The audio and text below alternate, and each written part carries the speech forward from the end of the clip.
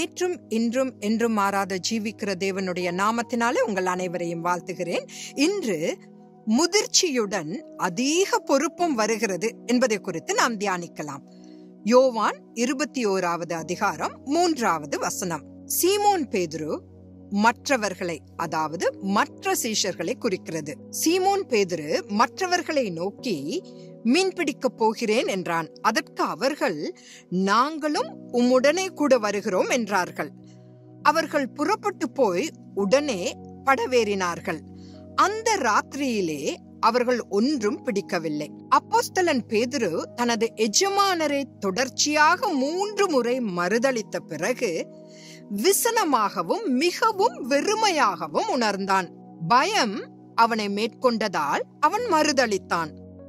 தனக்கு தன் ஊழிய பணியிலிருந்து சற்று ஓய்வு தேவை என்று அவன் மனதுக்குள் நினைத்திருக்கலாம். இந்த தேவ பக்தியற்ற உலகில் இயேசு கிறிஸ்துவுக்கு சாட்சியாக இருப்பது மிகவும் மன அழுத்தமாக இருக்கலாம். அருமையான மற்றும் திறமை வாய்ந்த தலைவனாக இருந்ததால் அவனது முடிவு மற்றவர்களையும் பாதித்தது. இயேசுவின் ஊழியத்தின் அழகு என்னவென்றால், தம்மை பின்பற்றுகிறவர்கள் எவரையும் அவர் ஒருபோதும் கைவிடுவதில்லை. விடிய காலையில் பேதுருவையும் மற்றவர்களையும் மீண்டும் சரியான பாதையில் நடத்துவதற்காக அவர் கலிலேயா கடலுக்கு வந்து பேதுருவிடம் ஒரு கேள்வி கேட்டார். மீன் பிடிப்பதை விட, அதாவது உன் வேலையை காட்டிலும் நீ என்னை நேசிக்கிறாயா? இதை 15வது வசனத்தில் வாசிக்கிறோம்.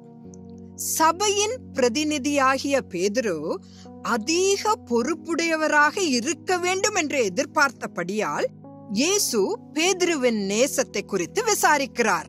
நீ உண்மையிலேயே என்னை நேசிக்கிறாய் என்றால் முதலில் என் ஆட்டுக்குட்டிகளுக்கு உணவளிக்கவும், அதற்கு பின்னர் என் ஆடுகளை மேய்ப்பாயாக என்று இயேசு கூறுகிறார். இங்கு இயேசு பேதுருவுக்கு என்ன கற்பிக்க முயன்றார்? பேதுரு மக்களை வழிநடத்த வேண்டும் என்று எதிர்பார்க்கப்பட்டதால் தனது அர்ப்பணிப்பில் வெட்கப்படாது அதிக பொறுப்புடன் நடந்து கொள்ள வேண்டும் என்று அவர் கூறினார். கர்த்தருக்குள் நீங்கள் வளரும் போது ஊழியத்தின் ஆரம்ப நாட்களில் இருந்ததை விட அதிக முதிர்ச்சியை காட்ட நீங்கள் எதிர்பார்க்கப்படுகிறீர்கள். பரிசுத்த ஆவியானவர் உங்களை வழிநடத்த அனுமதித்தால் உங்களை பின்தொடரும் மற்றவர்களுக்கும் நீங்கள் ஒரு நல்ல வழிகாட்டியாகவும் அடையாளமாகவும் இருக்க முடியும். சிறிது நேரம் கழித்து 21வது வசனத்தில் பேதுரு யோவானிடம் தனது கவனத்தை திருப்பி, ஆண்டவரே, இவன் காரியம் என்ன என்று யோவானை பற்றி கேட்கிறான். அதற்கு இயேசுவின் பதிலானது, பேதுருவே, நீ உன் பாதையில் ஓடி உன் ஓட்டத்தை நன்றாக முடி, யோவானை பற்றி கவலைப்படாதே என்று சொல்வது போல் தோன்றுகிறது.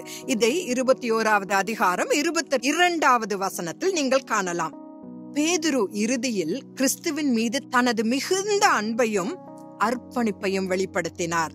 அவர் தன்னை இயேசுவை போல் அல்லாமல் தலை கீழாக சிலுவையில் அறையும்படி ரோம அதிகாரிகளிடம் கேட்டதாக வேதாகம அறிஞர்கள் கூறுகிறார்கள். அதிக அன்பினால் முதிர்ச்சி அடைகிறீர்கள்.